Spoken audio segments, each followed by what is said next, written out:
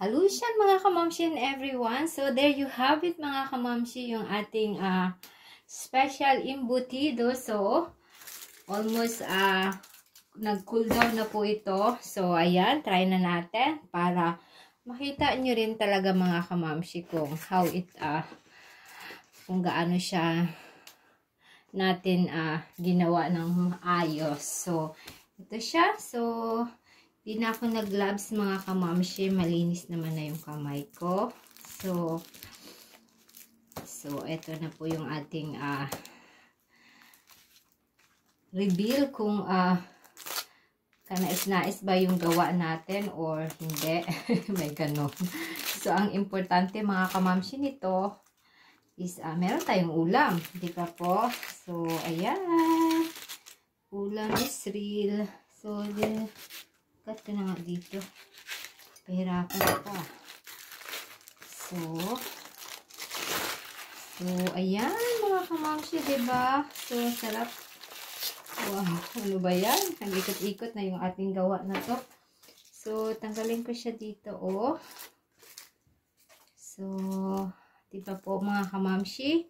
Yung 1 hour na cooking is tamang-tama lang po. So, ayan, flex natin talaga ng mabuti. So, ayan siya mga kamamshi, oh, di ba po? So, super nice. So, ayan, cut na natin. So, dito tayo mag-start. Dito nga side. So, ayan mga kamamshi, super sarap.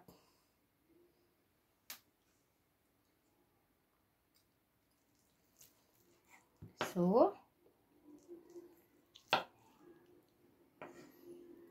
ayan. Diba? Tamang-tama lang mga kamamshi yung pagkaluto natin. So, ayan.